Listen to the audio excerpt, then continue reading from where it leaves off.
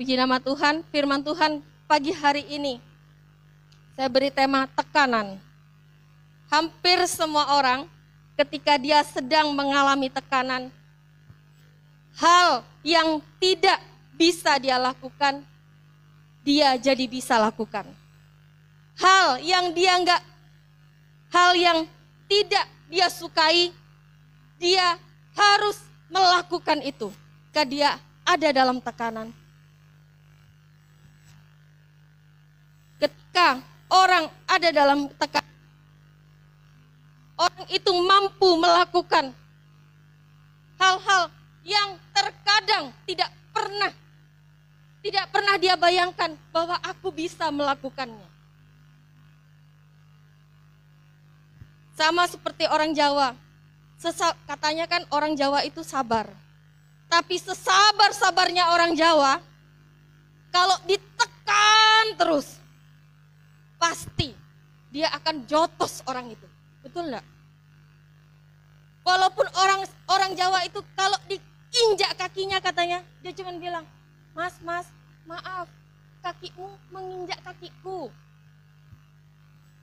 Tapi begitu orang Jawa ditekan terus, pasti dia juga akan berontak. Pasti dia juga akan melawan. Yang walaupun lawannya itu lebih besar dari dia akan mengeluarkan seluruh kekuatannya untuk melawan musuhnya itu. Untuk melawan orang yang menindasnya itu. Untuk melawan orang yang selalu menekan dia. Selemah-lemahnya orang, kalau ditekan terus, pasti dia akan berontak. Semua hal saat kita mengalami tekanan, bisa kita lakukan. Tapi ada beberapa orang yang hidupnya ada perbedaan antara orang yang hidupnya disertai dengan Tuhan dan hidupnya yang tidak disertai dengan Tuhan ketika dia mengalami tekanan atau proses. Orang yang mengalami tekanan atau proses, orang yang disertai oleh Tuhan, saat dia mengalami tekanan, saat dia mengalami masalah, saat dia mengalami proses, dia tidak akan putus asa. Dia tidak akan putus asa. Tetapi orang yang tidak disertai oleh Tuhan, dia akan mengalami keputusasaan. Orang yang tidak disertai oleh Tuhan, saat mengalami tekanan, justru cenderung berbuat hal-hal yang jahat. Tetapi orang yang disertai Tuhan, saat menghadapi tekanan, dia tidak akan pernah mempermalukan Tuhannya. Dia tidak akan pernah mempermalukan Tuhannya dengan kejahatannya. Tetapi justru akan semakin bersinar di tengah-tengah tekanan, di tengah-tengah proses yang sedang dia hadapi. Orang yang disertai Tuhan saat menghadapi tekanan, dia justru mendapatkan peluang untuk meningkatkan hidupnya. Untuk berinovasi sehingga hidupnya jadi berkat buat orang lain. Benar? Itu perbedaan orang yang disertai Tuhan dan yang tidak disertai Tuhan. Kita buka bersama-sama dalam 2 Korintus 4. 2 Korintus 4 ayat 8 sampai 9. 2 Korintus 4 ayat 8 sampai 9, di situ dikatakan, dalam segala hal kami ditindas, namun tidak terjepit. Kami habis akal, namun tidak putus asa.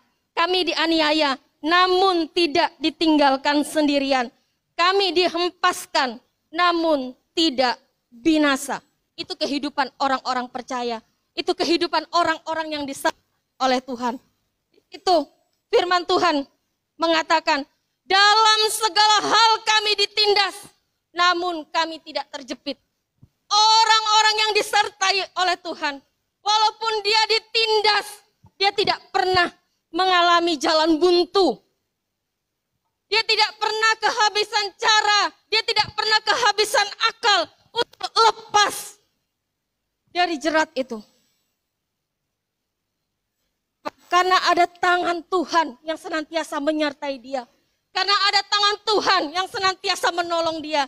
Karena ada tangan Tuhan yang senantiasa mengangkat kehidupannya. Sehingga ketika dia ditindas, dia tidak terjepit.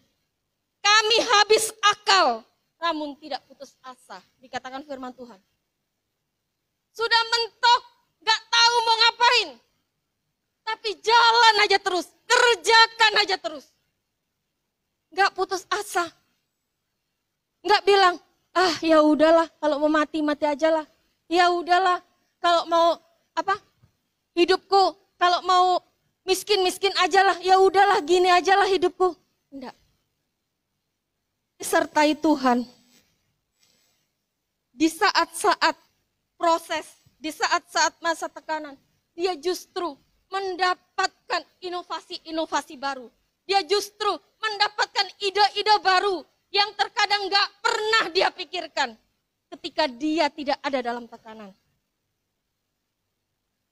Sama seperti seorang istri, mungkin ketika suaminya masih hidup, dia hanya bergantung kepada suaminya. Dia hanya hidup mengandalkan penghasilan suaminya. Tapi ketika suaminya enggak ada dan tidak meninggalkan warisan, tidak meninggalkan deposit, tidak meninggalkan asuransi, anaknya ada 10. Seorang istri ini, dia dalam tekanan yang besar, dia kehilangan pasangan jiwanya. Dan dia kehilangan mata pencahariannya. Dia kehilangan perhatian dari suaminya. Tapi justru di dalam tekanan, dia mampu melakukan hal-hal hebat. Hal-hal yang dulunya dia tidak pernah lakukan. Dulunya dia tidak pernah bisa kerjakan itu. Tapi dia bisa mengerjakannya ketika dia ada dalam tekanan. Dan orang yang disertai Tuhan, ketika menghadapi seperti itu, saya yakin wanita ini tidak akan jual diri.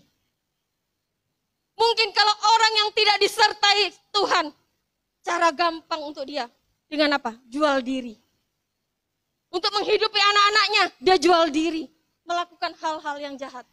Tapi orang yang disertai oleh Tuhan, dia tidak akan pernah menjual dirinya. Dia akan melakukan pekerjaan-pekerjaan baru. Dia akan membuka lowongan pekerjaan mungkin untuk orang-orang lain. Saya orang yang susah untuk ngomong di depan banyak orang. Saya orang yang susah untuk berinteraksi dengan orang lain. Tapi ketika di asrama, ketika saya masuk sekolah teologi, orang tua saya tidak menyetujui saya masuk sekolah teologi. Dan setiap kali saya pulang ke kampung, pasti mama saya bilang, "Nak, gimana? Gak adakah kamu kepengen berhenti? Udahlah, kalau kamu mau berhenti, berhenti aja, enggak apa-apa, Nak." Itu sampai semester 2, saya pulang masih terus begitu. Masuk semester 3, masih terus begitu. Saya bilang, saya nggak bisa, harus terus berharap sama orang tua saya. Akhirnya saya memutuskan untuk ngambil beasiswa di kampus. Supaya orang tua saya nggak suruh-suruh saya berhenti lagi. Karena apa? Saya terikat dengan kampus karena ada beasiswa. Saya mengajukan beasiswa dan saya lolos dapat beasiswa. Saya bilang sama mama saya, "Mi, udah nggak perlu kirim uang untuk kuliah lagi." Masuk semester 4, saya bilang nggak perlu kirim uang kuliah lagi. "Loh, kenapa?" katanya. "Iya, saya dapat beasiswa dari kampus." Tapi mama saya ini nggak tahu ketika orang dapat beasiswa dari kampus STT, dia akan terikat dengan ikatan dinas ketika dia sudah lulus. Saat itu saya menjalani dapat beasiswa, Tapi mama saya ini cari tahu. Oh, kalau orang dapat beasiswa nanti akan diutus. Dan mama saya paling takut saya itu diutus ke Kalimantan atau ke Irian. Karena di pikiran mama saya, Kalimantan itu hutan. Karena di pikiran mama saya, di Irian itu semuanya orang pakai koteka. Serem-serem. Pemakan daging. Nanti kalau anaknya dimakan gimana? Jadi, hutan. Sampai akhirnya aja. Saya ambil semester untuk beasiswa. Di semester 5, mama saya bilang, udah, kamu cabut beasiswa kamu. Saya bilang, kalau saya cabut, saya harus ganti rugi 2 kali lipat. Uang asrama dan uang kampus, saya bilang. Iya, nggak apa-apa. Mami bayarin semuanya. Saya bilang, terus bilang sama mama saya, tapi kalau saya cabut beasiswa, saya minta sama mami, tolong stop. Jangan lagi pernah suruh saya berhenti dari STT. Karena saya ambil sekolah STT bukan karena saya pengen, tapi saya ambil sekolah STT karena saya bergumul sama Tuhan. Saya ambil sekolah STT karena Tuhan yang suruh saya ke sana. Akhirnya orang tua saya bilang, iya, Mami tidak akan pernah lagi suruh-suruh kamu berhenti. Dan syarat yang kedua, kalau Mami mau saya mencabut beasiswa, nanti ketika saya lulus, kemanapun Tuhan tempatkan saya, Mami harus izinkan saya. Saya bilang, Mami harus izinkan saya. Akhirnya mama saya bilang, ya udah, nanti itu bisa dipertimbangkan, itu bisa diurus. Jangan dipertimbangkan, saya bilang. Kemanapun Tuhan suruh saya, Mami harus restui. Ya udah, enggak apa-apa, asalkan masih dipantau sama orang tua, tidak terikat. Kapanpun, kalau kamu seandainya pergi ke sana, kapanpun ada apa-apa, kapanpun kamu bisa kembali, tanpa ada ikatan. Ya udah, akhirnya saya urus pencabutan beasiswa saya bayar semua ke kampus. Saat itu mama saya enggak lagi bilang, udah kamu berhenti aja sekolah. Tapi justru di saat itu, saya yang tadinya susah berinteraksi dengan orang, saya yang tadinya susah ngomong sama orang, saya justru punya banyak inovasi di saat-saat itu. Saya bilang sama mama saya, nih Mami hanya bayar uang kuliah. Uang kuliah selebihnya untuk biaya hidup saya, uang saku saya, biaya buku, saya akan cari. Jadi di situ saya jualan. Saya jualan baju, ambil dari Tanah Abang. Saya jualan baju dari Tanah Abang, saya ambil, saya jual. Orang jualan, kalau susah ngomong, susah berinteraksi sama orang, itu susah untuk menawarkan barang. Bawaannya malu, bawaannya enggak bisa. Bawaannya, aduh gimana ya, barangku laku enggak ya. Ternyata di saat tekanan itu ada dalam hidup saya justru bisa bukan hal-hal yang dulunya enggak pernah saya lakukan.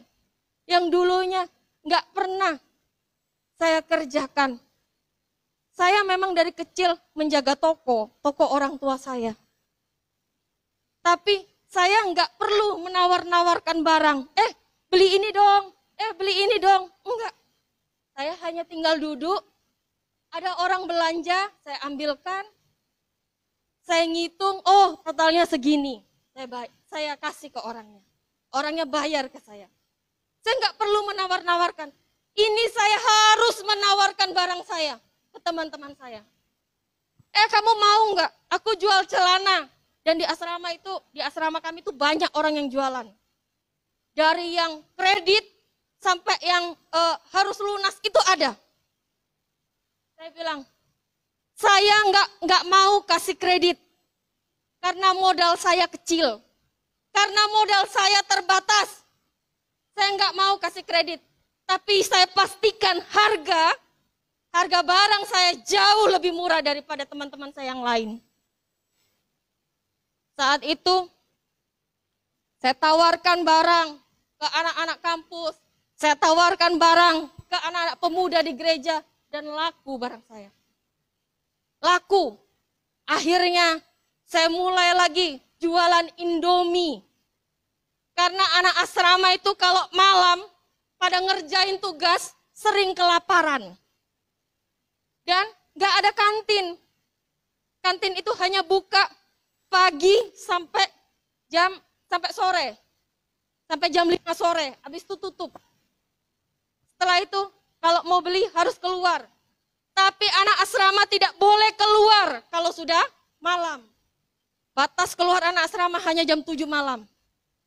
Mereka kerjakan tugas jam 10, jam 11 malam, sering kelaparan. Akhirnya saya jual Indomie. Saya jual Energen. Saya jualan yang tadinya saya nggak bisa interaksi dengan orang, saya jualan. Saya jualan jus di kampus. Jualan jus di kampus itu harus ditawarkan ke guru-guru, ke dosen-dosen. Karena STT kami kan ada sekolah SMA-nya juga. Jadi di situ ada guru, ada dosen. Kami tawarkan masuk ke ruang-ruang dosen, ke ruang-ruang guru. Itu saya kerjakan, dan di situ saya bilang, ternyata saya juga bisa ya jadi sales. Ternyata saya juga bisa ya melakukan ini. Padahal dulu saya kira saya enggak bisa melakukan ini. Ketika saya harus bermisi keluar dari Jakarta. Orang lain, teman-teman saya harus jalankan proposal ke sana ke sini. Harus jalankan proposal ke gereja-gereja. Kadang harus jual suara, akhirnya suaranya dilelang. Nanti itu yang mereka jadikan modal untuk pergi penginjilan ke daerah-daerah. Saya tidak pernah lakukan itu. Ketika saya harus pergi ke daerah, saya dengan jualan, saya bisa mencukupi itu. Dan setiap kali saya mau ke daerah, ada pengusaha di gereja di mana saya melayani. Itu selalu kasih barang sama saya. Kebetulan dia ada pabrik baju. Dia bilang, kamu jual ini, nanti hasilnya setengah buat kamu, setengah buat sekolah minggu. Dia bilang. Jadi di pameran, kami buka stand, saya jual, setengahnya untuk saya, setengahnya untuk sekolah minggu gereja. Dan itu melebihi dari budget anggaran. Dan saat melewati tekanan, hal yang tidak mungkin bisa jadi mungkin. Dihimpit, tapi terus berkembang, terus mengalami terobosan. Itu kehidupan anak-anak Tuhan. Dan di situ dikatakan, kami dianiaya, namun tidak ditinggalkan sendirian. Kita sering menghadapi tekanan, menghadapi masalah, menghadapi tantangan. Karena iman kita kepada Kristus. Tapi Tuhan kita tidak pernah meninggalkan kita. Tuhan kita tidak pernah jauh dari kita. Tuhan kita tidak pernah tertidur atas kehidupan kita. Firman ini mengatakan dianiaya tapi tidak ditinggalkan. Makanya anak-anak Tuhan, walaupun dia dalam proses, dia tidak pernah putus asa. Karena apa? Karena ada tangan Tuhan yang senantiasa menyertai kehidupannya. Ada tangan Tuhan yang senantiasa menolong hidupnya. Ada tangan Tuhan yang senantiasa mengangkat kehidupannya. Seperti pembakaran gereja. beberapa tahun yang lalu. Pada saat itu saya masih SD. Dan saya melihat jelas bagaimana gereja itu dibakar. Bagaimana gereja itu ditulis-tulisin tulisan kotor semua. Barang-barang gereja itu semua dihancurkan. Dibawa ke jalan. Dibakar. Saya melihat dengan jelas semuanya itu. Namun saat itu, gereja-gereja dianiaya, bahkan ada hamba Tuhan yang meninggal satu keluarga. Hanya gara-gara mempertahankan imannya kepada Kristus. Di sini firman Tuhan dikatakan, dianiaya namun tidak ditinggalkan sendirian. Itu yang dirasakan oleh gereja-gereja Tuhan saat mengalami masalah pembakaran gereja. Sampai orang-orang yang membakar gereja akhirnya apa? Mengalami pertobatan. Karena ketika itu terjadi, anak-anak Tuhan tidak minta-minta di jalan. Gak minta-minta sumbangan untuk bangun gereja. Dengan cepat, gereja itu bisa berdiri kembali. Dengan jalan Tuhan. Sehingga apa? Orang yang ada di sekitar kami itu melihat, wih, hebat ya orang Kristen tuh. Berarti memang orang Kristen ini kaya-kaya. Gak ada yang bantu, mereka bisa langsung bangun. Langsung bangun gerejanya, diisi lagi gerejanya dengan perabotan-perabotan yang mahal. Akhirnya apa? Banyak orang yang tadinya membakar gereja, masuk menerima Tuhan Yesus sebagai Tuhan dan Juru Selamat. Gereja menyembah Tuhan, memuji Tuhan. Bahkan gereja GBI di Situbondo di mana saya berjemaat, itu dekat sama pom bensin. Depannya ini pom bensin. Para massa ini ngambil bensin dari pom bensin itu. Siram gereja itu pakai bensin. Tapi gereja itu nggak bisa kebakar. Gereja itu nggak bisa terbakar. Sampai mereka terheran-heran. Sampai mereka bilang, ada Tuhan di gereja ini. Mereka nggak kekurangan bensin karena depannya pom bensin. Mereka jarah pom bensin itu untuk siram ke gereja GBI yang ada di Situbondo. Tapi nggak terbakar. Akhirnya apa? Mereka keluarkan barangnya. Mereka bakar keluarnya barangnya dari luar. Mereka mau hancurkan atapnya. Baru mereka angkat satu gentengnya, padahal gentengnya sama seperti genteng rumah-rumah mereka. Mereka baru angkat satu gentengnya, mereka bilang, berat sekali ini gentengnya. Dihancurkan sama mereka, dibuang ke bawah, hanya satu aja. Selebihnya enggak. Dianiaya tapi tidak ditinggalkan. Gereja ini kenapa nggak bisa kebakar? Karena dia baru renovasi. Makanya Tuhan tidak izinkan gereja ini dibakar karena sudah bagus. Akhirnya apa? Mereka bakar sebagian aja. Itu pun tidak semua barang, hanya sebagian. Dan saat itu banyak orang yang akhirnya datang berbondong-bondong kepada Tuhan. Tekanan. Orang-orang yang dipakai oleh Tuhan, ketika dia menghadapi tekanan, dia tidak akan putus asa. Ketika orang-orang yang disertai oleh Tuhan menghadapi tekanan, dia akan mengalami inovasi-inovasi baru. Dia akan mengalami terobosan-terobosan baru. Dia akan memiliki jalan keluar setiap kali dia mengalami tekanan. Itu perbedaan orang yang disertai Tuhan dan yang tidak disertai Tuhan. Siapa contohnya dalam Alkitab? Contohnya adalah Yusuf. Yusuf mengalami banyak tekanan. Yusuf adalah orang yang mengalami banyak tekanan masa mudanya. Namun dia tidak putus asa dan dia tidak mengambil jalan pintas. Dia terus bertahan dalam tekanan sampai Tuhan mengangkat tinggi kehidupannya. Dan selama dia ada dalam tekanan, dia terus menjadi berkat bagi banyak orang. khusus kepala penjara. Yusuf ditaruh di penjara. Dia difitnah, dia dituduh, dia diperlakukan dengan tidak adil. Namun dia tidak putus asa. Dia nggak bilang, Tuhan kok gini banget sih Tuhan hidupku, aku kan sudah rajin ibadah, aku kan sudah rajin doa, aku kan sudah begini, aku kan sudah begitu.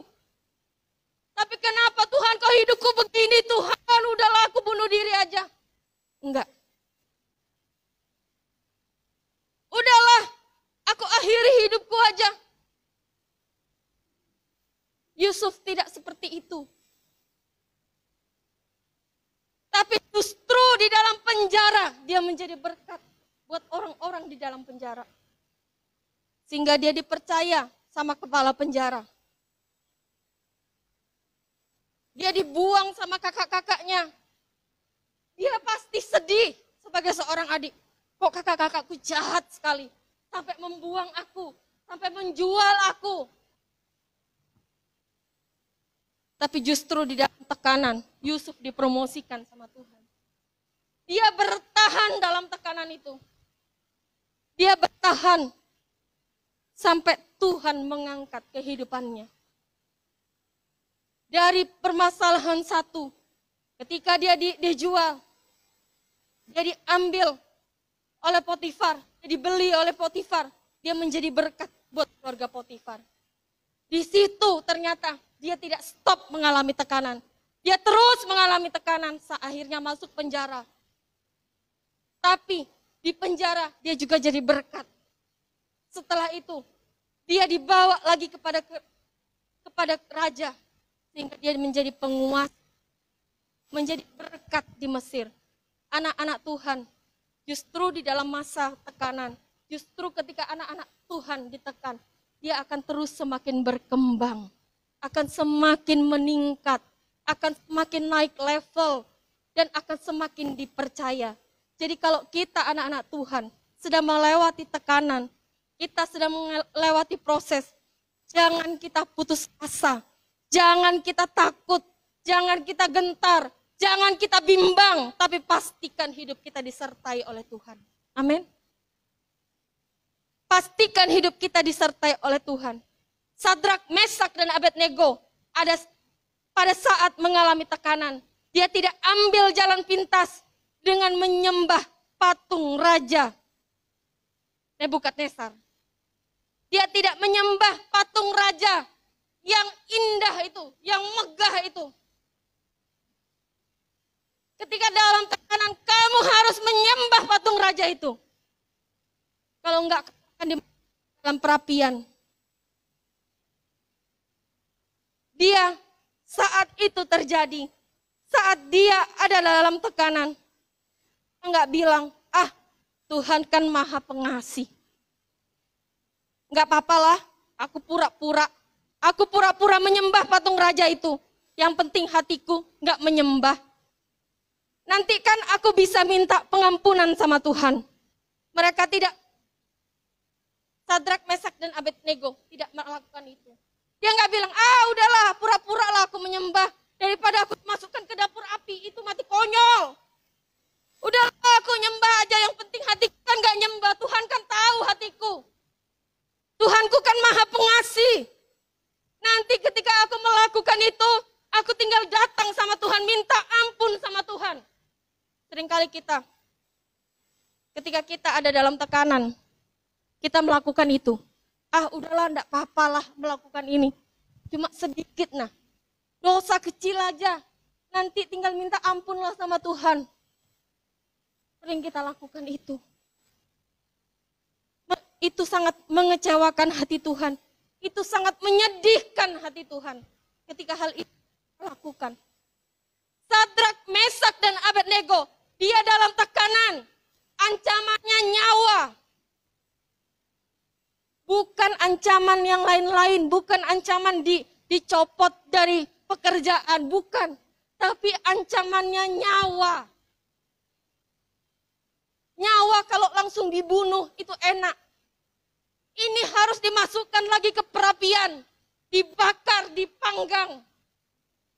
Orang kalau dibakar kan nggak langsung mati. Pasti merasakan sakitnya dulu. Setelah lama ngerasain sakitnya baru dia mati. Tapi Sadrak, Mesak, dan Abednego tidak lakukan itu. Dia tidak kompromi dengan dosa. Dia tetap mengatakan kepada raja, aku nggak akan menyembah patung raja itu.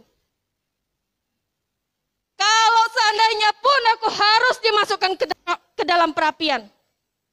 Kalau Tuhan tidak mau tolong kami tidak akan pernah mengkhianati Tuhan yang kami sembah. Itu yang Sadrak, Mesak, dan Abednego lakukan. Dan apa yang terjadi ketika mereka dimasukkan ke dalam perapian? Yang ngelempar mereka aja mati. Mereka dalam perapian itu jalan santai. Sehingga waktu pagi raja melihat, loh kan yang dimasukkan 3 orang, kenapa yang ada di dalam 4 orang? Ternyata apa? Yang di dalam 4 orang, 1 orangnya siapa? Malaikat Tuhan. Yang senantiasa melindungi mereka, yang senantiasa menaungi mereka.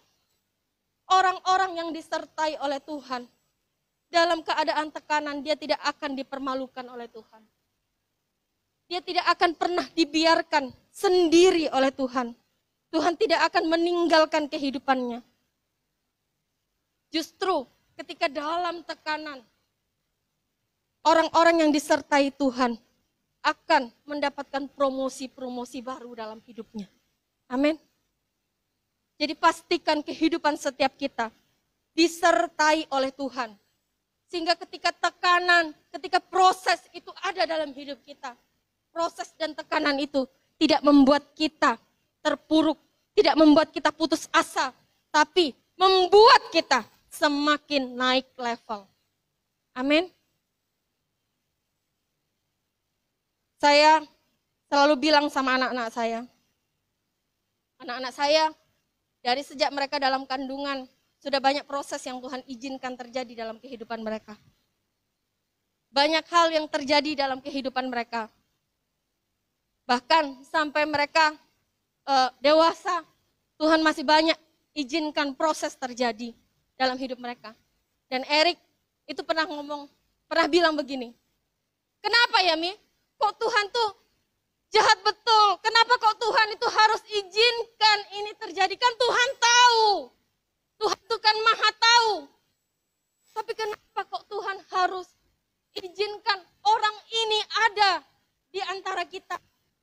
Kenapa kok Tuhan harus izinkan masalah ini menimpa kita? Saya bilang sama anak-anak saya,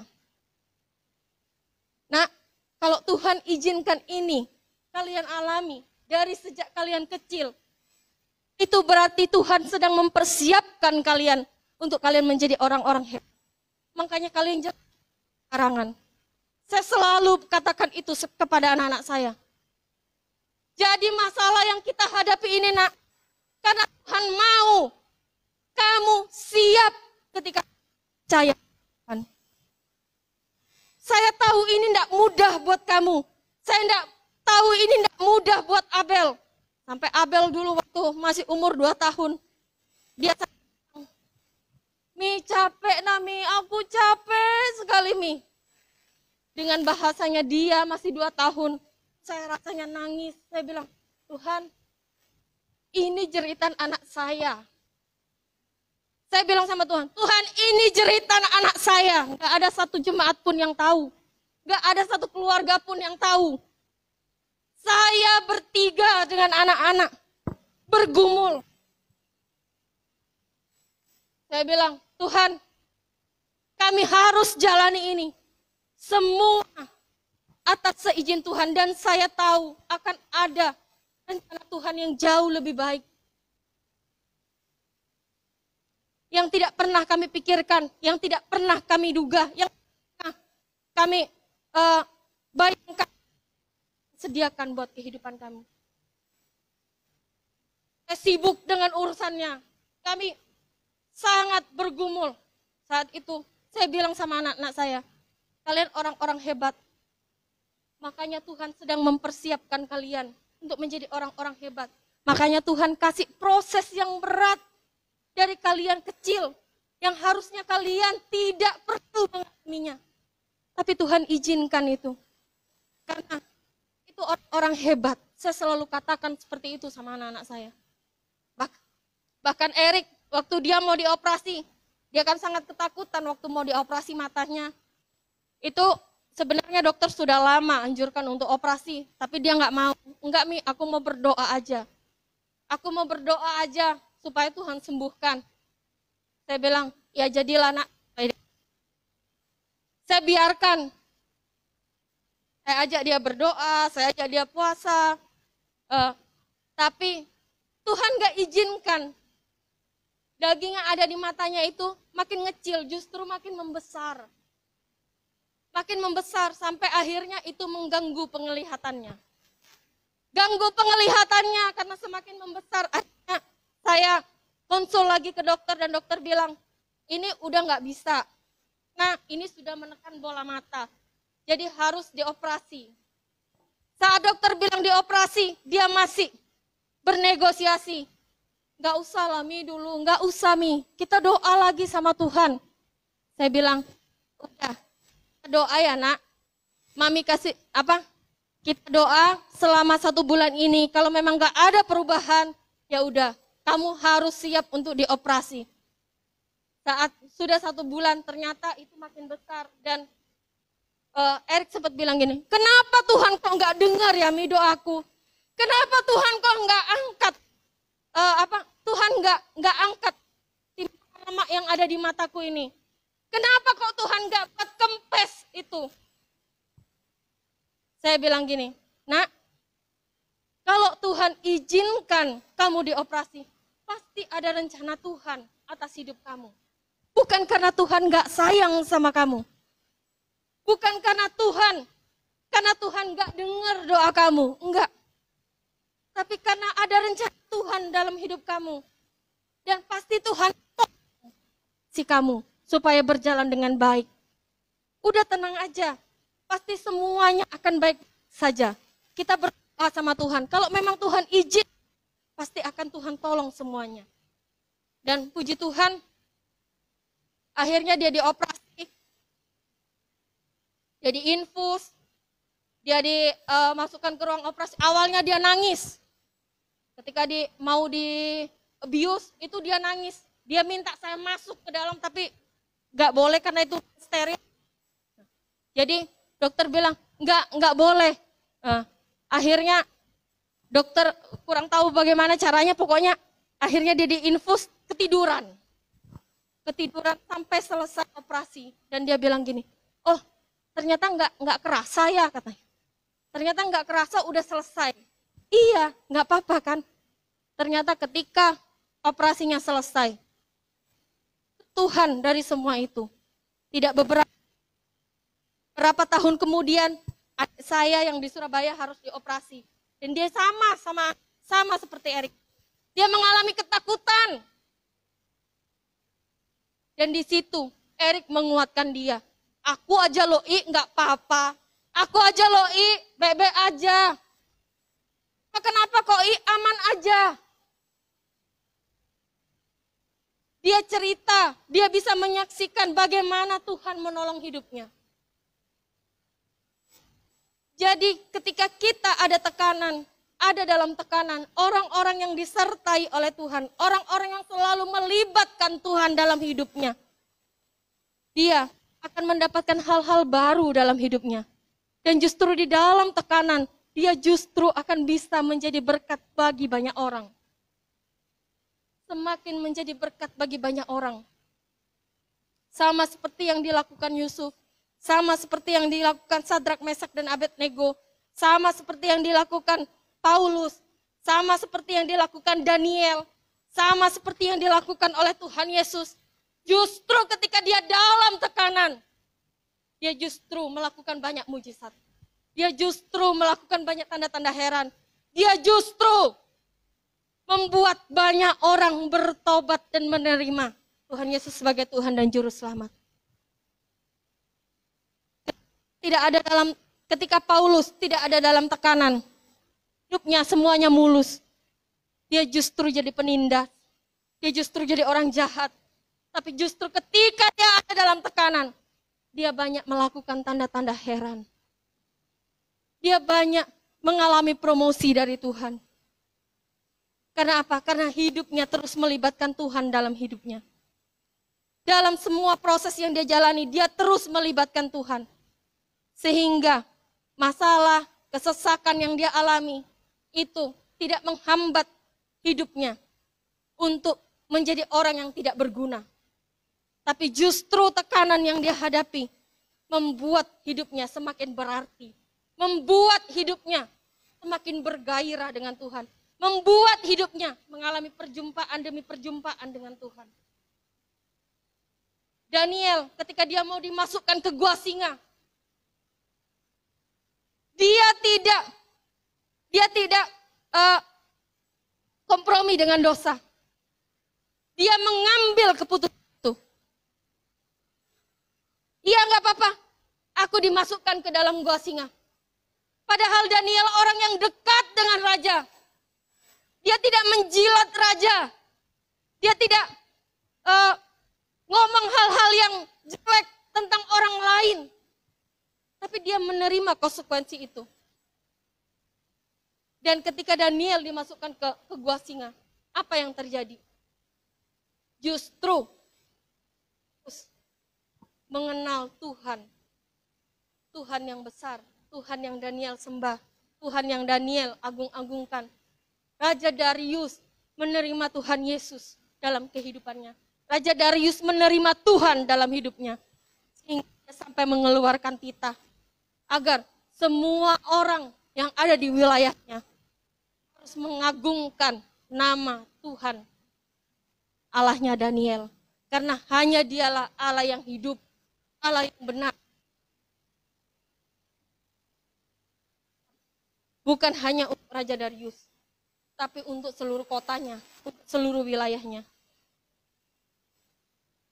Anak-anak Tuhan yang hidupnya disertai oleh Tuhan, dalam menghadapi banyak tekanan, dalam menghadapi banyak masalah, justru dia akan semakin mengalami berkat baru setiap hari dalam hidupnya.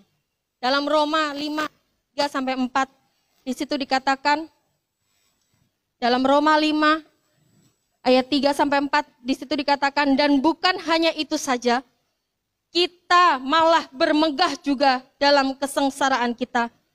Karena kita tahu bahwa kesengsaraan itu menimbulkan ketekunan, dan ketekunan menimbulkan tahan uji, dan tahan uji menimbulkan pengharapan. Firman Tuhan mengatakan, dalam tekanan kita harus bermegah. Justru dalam proses anak-anak Tuhan, orang-orang yang disertai oleh Tuhan, orang-orang yang melibatkan Tuhan, dia harus bermegah. Bermegah itu artinya apa? Bergembira dalam tekanan, dalam masalah, dalam proses. Ketika Tuhan izinkan proses terjadi dalam hidup saya cuma bilang sama Tuhan, Tuhan, hal apa lagi yang mau Tuhan percayakan sama saya? Hal apa lagi yang Tuhan mau percayakan sama saya? Kalau memang Tuhan percayakan itu sama saya, mampukan saya berdiri. Mampukan saya untuk saya terus bisa melewati proses. Mampukan saya untuk saya terus bisa menjadi berkat. Dulu ketika saya mengalami tekanan, saya selalu menggerutu sama Tuhan. Tuhan, kenapa sih Tuhan kok masalah ini tak datang sama aku? Tuhan, kenapa sih Tuhan kok aku harus hidup begini? Tuhan, kenapa Tuhan kok aku harus dikucilkan? Tuhan, kenapa Tuhan kok aku harus begini dan begitu? Saya protes. Setelah saya mengerti, setelah saya mengerti lebih dalam hidup saya terus mereview hidup saya. Oh, kalau seandainya dulu saya tidak mengalami proses itu, saya tidak akan seperti ini. Oh, kalau seandainya dulu hidupku baik-baik aja, aku nggak mungkin bisa melewati proses ini. Oh, kalau seandainya dulu Aku nggak pernah dibully sama ini. Aku mungkin sekarang, ketika ada orang ngomongin aku sedikit, wah sakit hatinya, sudah minta ampun. Saya bilang, makasih Tuhan untuk semua proses yang Tuhan izinkan dalam hidup saya. Dan dari situ saya belajar, setiap ada persoalan, setiap ada proses yang Tuhan izinkan dalam hidup saya selalu bilang sama Tuhan, Tuhan, hal apa lagi yang Tuhan mau percayakan sama saya? Hal apa lagi yang Tuhan mau percayakan sama saya? Tuhan tolong mampukan saya. Di proses. Anak-anak Tuhan, untuk dia dipromosikan sama Tuhan. Dia tidak dikasih dengan cuma-cuma. Dia nggak langsung nggak langsung ditarik sama Tuhan saat dia belum siap. Tapi Tuhan mempersiapkan dia dulu. Baru Tuhan bawa anak ini ke dalam kemegahan itu. Kenapa kita anak-anak Tuhan di bumi ini disuruh beribadah ke gereja? Supaya kita tahu cara menyembah Tuhan. Karena di gereja kita diajarkan untuk menyembah Tuhan. Benar? Di gereja kita diajarkan untuk memuji Tuhan. Kita sedang dipersiapkan untuk masuk ke dalam kerajaan surga. Karena di dalam kerajaan surga nggak ada TikTok. Nggak ada. Banyak orang, wah untuk TikTok, wah dia bisa berjoget gini. Dia bisa berjoget gini. Tapi untuk memuji Tuhan, dia hanya santai. Lihat kanan, kiri, depan, belakang. Untuk TikTok, wah, pinggulnya bisa bergoyang-goyang. Untuk TikTok dia bisa lompat-lompat. Nggak malu. Diekspos lagi ke publik. Nggak malu. Tapi kalau nyanyi di gereja, mau tepuk tangan aja, malu. Janganlah, ada gebetanku tuh di samping. Mau lompat, jaim. Janganlah, nanti aku dipikir, cewek apaan. Aku nanti dipikir cowok apaan. Janganlah, aku kan udah mama-mama. Aku kan udah bapak-bapak. Masa mau lompat-lompat? Udahlah, gak usahlah. Malu kita mengekspresikannya sama Tuhan. Tapi kalau untuk TikTok, nomor 1.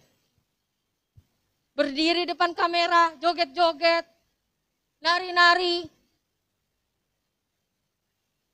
goyang pinggul, semua lah yang dilakukan.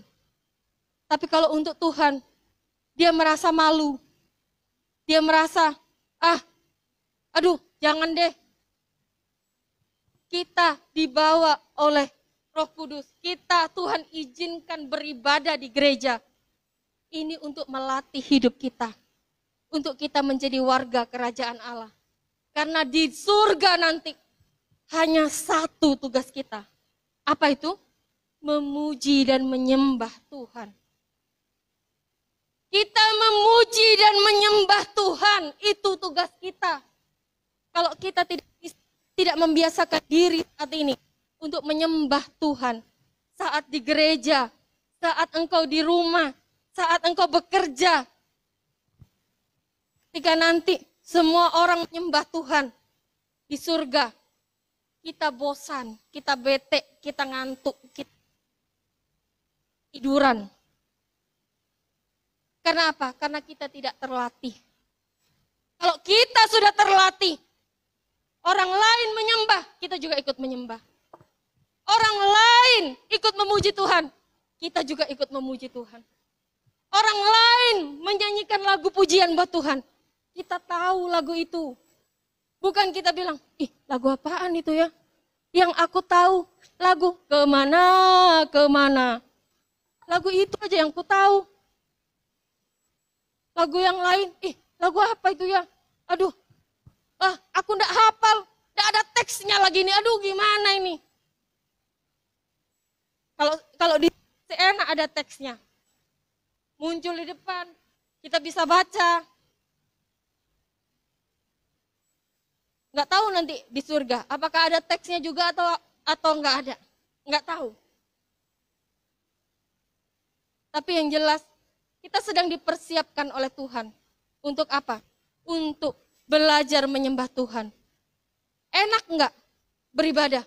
Enggak enak, luangkan waktu. Ngeluangkan waktu yang harusnya bisa jalan-jalan, yang harusnya bisa tidur, yang harusnya bisa istirahat, karena ini lagi libur kerja. Tapi harus datang beribadah. Memuji Tuhan. Harus dengerin firman. Dan harus siap-siap dulu pagi-pagi. Harus melakukan ini dan itu. Untuk mempersiapkan diri untuk ibadah. Yang harusnya bisa santai-santai. Tapi dipersiapkan oleh Tuhan. Untuk apa? Untuk menjadi warga kerajaan Allah. Kerajaan Allah. Di sana, di surga nanti, tugas kita adalah memuji dan menyembah Tuhan. Jadi Tuhan persiapkan setiap kita anak-anak Tuhan pada saat ini. Melalui apa? Melalui gereja-gereja Tuhan yang ada. Oleh karena itu, sebagai anak-anak Tuhan, pastikan hidup kita disertai oleh Tuhan. Pastikan Tuhan ikut terlibat dalam kehidupan kita. Dan jangan pernah mundur dalam tekanan. Namun bermegahlah, kata firman Tuhan. Bermegahlah dalam tekanan. Karena tekanan, proses hidup yang Tuhan izinkan dalam kehidupan kita. Itu untuk membuat kita semakin mengerti rencana Tuhan. Dan proses hidup, tekanan yang Tuhan izinkan terjadi dalam hidup kita. Itu supaya hidup kita ini bisa menggenapi firman Tuhan. Kita bisa menikmati tanda dan mujizat Tuhan dalam hidup kita. Sehingga kita menggenapi setiap firman Tuhan yang tertulis dalam firman Tuhan. Yang tertulis dalam Alkitab. Firman Tuhan katakan, anak Tuhan tidak akan dipermalukan. Kalau kita tidak pernah mengalami tekanan, kita tidak akan tahu ayat itu. Bagaimana sih caranya Tuhan? Apa sih maksudnya ayat ini? Anak Tuhan tidak akan dipermalukan. Apa sih maksudnya? Kita tidak akan pernah tahu. Firman Tuhan katakan, anak cucu orang percaya tidak akan meminta-minta. Kalau kita tidak pernah melewati proses, kita tidak akan pernah menggenapi firman Allah ini. Tapi karena kita melewati proses, maka kita akan katakan, ya betul firman itu. Anak cucu orang percaya tidak akan pernah meminta-minta. Aku sudah tidak ada uang sama sekali. Tapi aku masih bisa makan. Anakku, cucuku, keluargaku. Tidak sampai terlantar, tidak sampai minta-minta. Bukankah itu semua kita bisa dengar karena adanya tekanan? Begitu kehidupan kita. Ketika engkau menghadapi tekanan, bermegahlah dalam tekanan itu. Karena di balik tekanan, di balik proses yang Tuhan izinkan dalam kehidupanmu, Tuhan sedang mempromosikan hidup. Amin untuk firman Tuhan.